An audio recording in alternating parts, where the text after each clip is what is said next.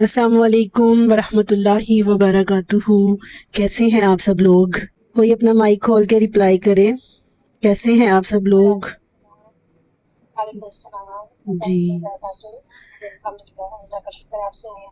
जी, अल्हम्दुलिल्लाह अल्हम्दुलिल्लाह। जी चले हम बात शुरू करते हैं। 2 पे है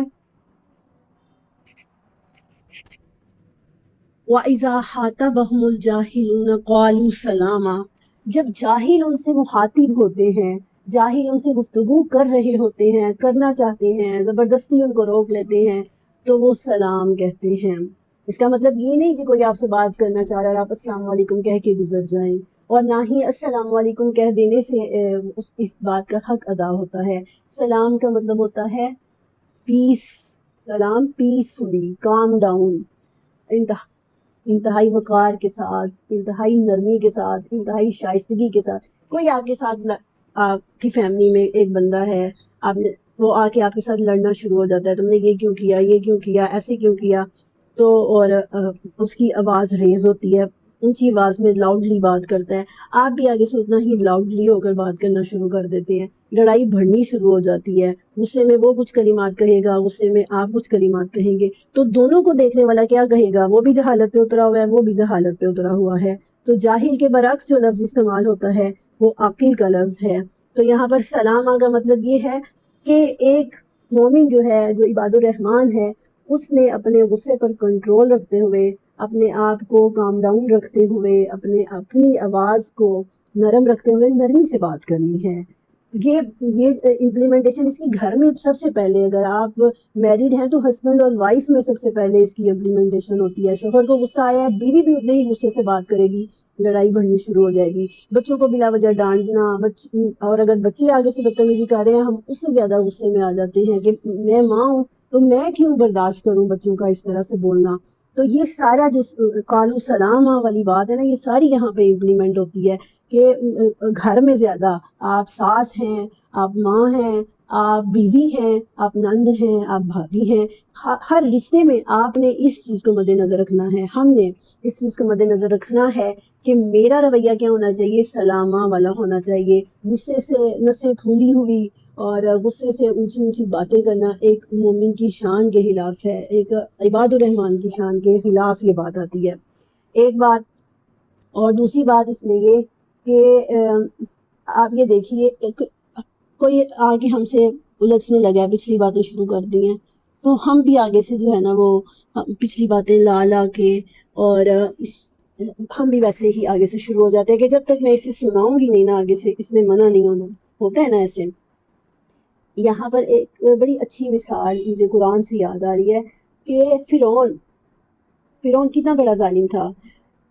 उसने हजारों बच्चे कत्ल किए थे, और उसने हज़रत मूसा को बचपन में कत्ल करने की कोशिश की। हज़रत मूसा से कत्ल हो गया, उनको भागना पड़ा। बहुत जालिम एक बादशाह था। जब उससे बात करने के लिए अल्लाह ताला ने हज़रत मूसा को हुक्म दिया ना कि अब तुमने फ़िरौन से बात करनी है, फ़िरौन के पास जाना है, लेकिन तुम्हारी लैंग्वेज कैसी होनी चाहिए, तुम्हारा बात करने का तरीका कैसा होना चाहिए। हालांकि वो डिज़र्व करता था कि उसको सुनाई जाए उसने क्या किया है, क्योंकि जो दावत उसको दी जा रही थी उस पर तो उसने कह ही दिया कि इसको पकड़ लो और इसको कत्ल करो। लेकिन अल्लाह ने फरमाया कि वक़ूलू लहू कौलन लय्यिना, कि तुमने उसके साथ नरमी से बात करनी है। और नरमी से बात करने का इस्लाम इतना ज़्यादा हुक्म देता है कि हदीस में आता है, नरम आदमी, नरम हू आदमी जो है वो अपने नरम हू होने की वजह से अपने आप को जहन्नुम की आग से बचा लेता है। अब सिर्फ अपने नरम हू होने की वजह से, अपना मतलब पेशेंस होने की वजह से, तहम्मुल की वजह से, अपनी आवाज़ की नरमी की वजह से। और हमारे यहाँ भी कहा जाता है ना कि 2 मीठे बोल जो हैं वो दूसरे का दिल जीतने के लिए काफ़ी होते हैं। और यही बात यहाँ पर कही गई है कि आपका अंदाज़े गुफ्तगू नरम होना चाहिए, आपका बात करने का अंदाज़ जो है वो अच्छा होना चाहिए। तो ये है इबादुर रहमान की दूसरी सिफ्त। और आगे आते हैं तीसरी सिफ्त की तरफ। इसके बारे में देखिए, क्लियर है, कोई कुछ कहना चाहता है, किसी बात पर किसी को कोई इतराज़, तो वो अपनी क्लैरिफिकेशन लाना चाहता है, वो ला सकता है ताकि फिर हम आगे चलें। نمبر 3 پر اللہ تعالیٰ نے فرمایا والذین یبیتون لربہم سجدا وقیاما، اور عباد الرحمن وہ ہیں جن کی راتیں اپنے رب کے سامنے سجدہ اور قیام کرتے ہوئے گزرتی ہیں. یعنی اللہ کے نیک بندوں کی یہ بھی ایک شرط ہے کہ ان کا اللہ تعالیٰ کے ساتھ راتوں کو جاگنے والا تعلق ہوتا ہے، یہ بھی ضروری ہے. لیکن یہ بات 3rd نمبر پر اللہ تعالیٰ نے ڈسکس کی ہے کہ جو لوگ دن بھر اللہ کو بھولے ہوئے ہوتے ہیں وہ رات کو بھی پھر اللہ کو یاد نہیں رکھ سکتے. جنہیں دن بھر اللہ یاد رہتا ہے وہ پھر رات کو بھی اللہ کو یاد رکھتے ہیں.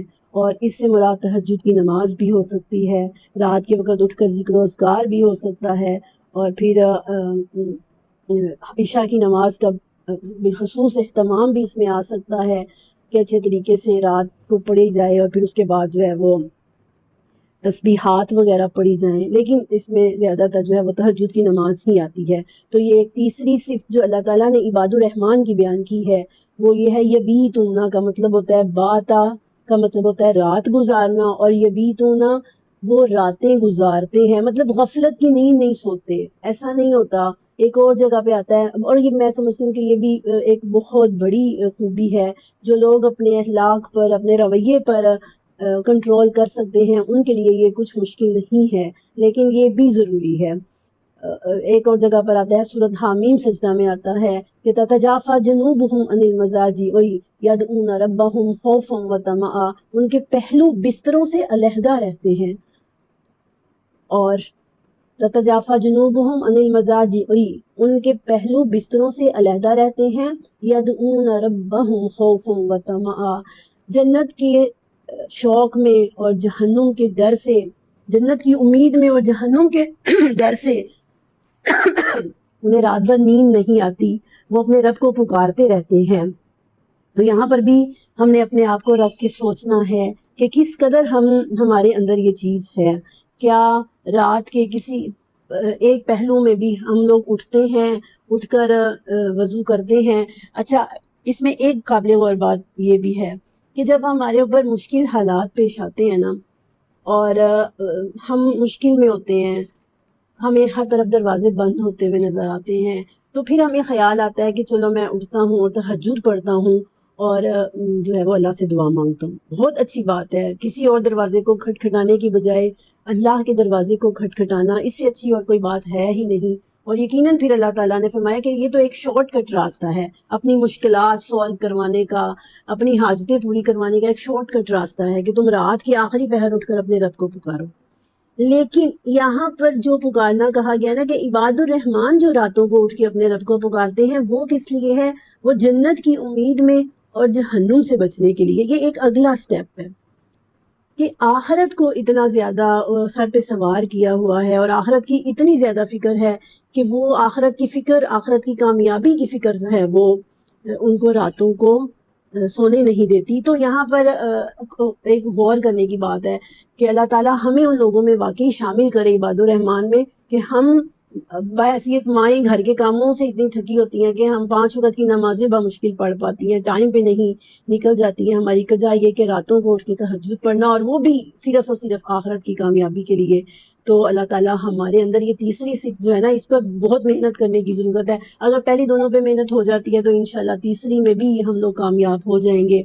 یہ اپنے آپ کو تبدیل کرنے کا ایک سفر ہے، یہ پازیٹیوٹی کی طرف جانے کا ایک سفر ہے. اور انشاءاللہ العزیز ہم نے اپنی زندگی کا کچھ جو سیریز میں نے شروع کی ہے، شارٹ ویڈیو سے، لانگ ویڈیو سے، اور پھر پوسٹرز بنا کے جو میں آج کل اپنے گروپ میں بھی شیئر کر رہی ہوں، اپنے چینل پر بھی شیئر کر رہی ہوں. تو تبدیلی کا یہ ایک سفر ہے، آپ لوگ بھی اس میں میرا ساتھ دیجیے. اللہ تعالیٰ ہمارے اندر اس چیز کی طرف پیدا کرے اور اللہ تعالیٰ ہمیں کامیاب کرے. اگلی چیز اللہ تعالیٰ نے فرمائی، اور بڑی خوبصورت چیز ہے یہ، والذین یقولون ربنا اصرف عنا عذاب جہنم ان عذابها کان غراما انہا ساءت مستقرا ومقاما. اور عباد الرحمن ہر وقت اپنے اللہ سے یہ دعا کرتے رہتے ہیں کہ اے اللہ ہمیں جہنم کے عذاب سے بچا لے، بے شک وہ چمٹ جانے والا ہے، وہ بہت بری رہنے کی جگہ اور مقام ہے. تو موسٹلی یہ چیز ان لوگوں میں آ جاتی ہے جو 5 وقت کی نماز پڑھتے ہیں، جو راتوں کو تہجد پڑھتے ہیں، جو نیکی کے راستے پہ چلتے ہیں، تو سب سے پہلی جو چیز آتی ہے نا، ان کو یہ لگنا شروع ہو جاتا ہے کہ ہم بہت نیک ہیں۔ یہ چیز غرور پیدا، میں نے بڑے نیک لوگوں کو دین کی تعلیم حاصل کرنے والوں کے اندر زیادہ غرور دیکھا ہے۔ جو لوگ دین کی تعلیم حاصل نہیں کر رہے ہوتے ان کے اندر تھوڑا خوف ہوتا ہے، وہ سمجھتے ہیں کہ ہم گنہگار ہیں، لیکن یہ جو لوگ ہیں نا جو دینی تعلیم حاصل کر رہے ہیں یا دین کے راستے پہ چل رہے ہیں، تو ان کو نا ایک اس چیز کے غرور نے گھیر لیا ہوتا ہے کہ بھئی ہم تو بہت نیک ہیں۔